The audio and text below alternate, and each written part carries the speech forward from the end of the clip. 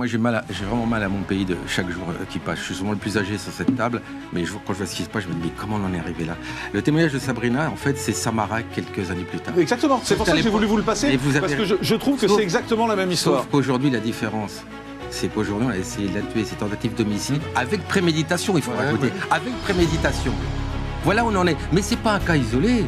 C'est partout. Ne croyez pas que ce cas-là est isolé. C'est dans tous les collèges. Je vous rappelle que c'est un collège public. On défend le public et le privé aujourd'hui. Si, excusez-moi de vous dire ça. Ce qu'a vécu cette personne, d'autres le vivent à un niveau moindre et après ne se maquillent plus et ne s'inteignent plus les cheveux. Mais écoutez-moi, c'est la France. On ne peut pas continuer comme ça.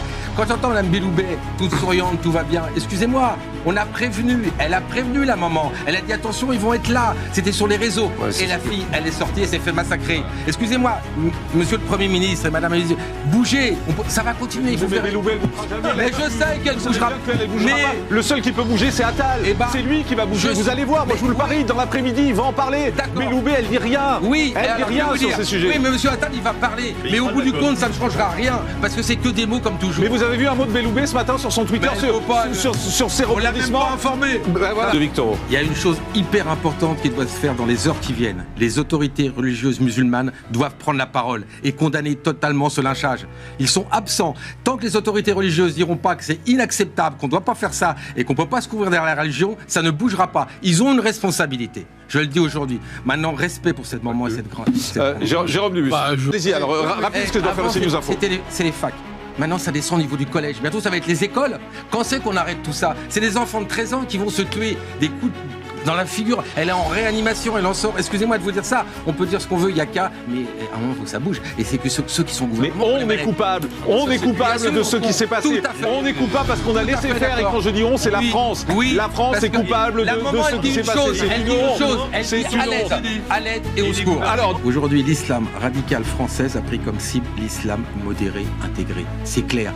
Et le rôle de l'État aujourd'hui, c'est d'aider cet islam modéré. C'est ce qu'il faut faire. Mais aujourd'hui, c'est pas ce qui est fait. Dans les actes, on se rend compte que des gens de 13 ans vont tuer des filles de 13 ans parce qu'elle a mis du rouge à lèvres. Je sais pas si vous vous rendez compte. Maintenant, je verrai la peine qui va être faite. Je sais pas. Vu le problème. Même on en revient au problème parce que. Mais je crois qu'on se rend pas compte de la situation. Mais chose, la grand-mère dit un mot important, la décadence. C'est-à-dire que ce pays est en décadence. Cette grand-mère est là depuis longtemps, elle a tout vécu. On est en décadence. La guerre aujourd'hui, elle est là. Puisqu'il y a bien une guerre religieuse qui s'est produite là. C'est que cette personne qui était soi-disant, qui n'avait pas de religion, parce qu'en fait, mécréante, c'est ne pas avoir religion, a été punie, on a voulu la tuer. La guerre, elle est là, même si elle n'est pas une guerre monumentale, elle est là depuis très longtemps, puisque tout s'aggrave. Donc cette guerre est là, elle a raison. Cette grand-mère, elle est très sage. Et je vous rappelle, et vous le disiez Jean-Marc tout à l'heure, que dans tous ces quartiers un peu difficiles, qui c'est qui fait bouger les choses contre les drogues? C'est les femmes. C'est tout le temps les femmes qui sont là, d'accord, et qui alertent d'une façon apaisée pour dire non, nous c'est pas ça qu'on veut. On veut être tranquille et on remercie la France. Parce que les femmes défendent leurs enfants, défendent leur famille, et elles ont un courage incroyable.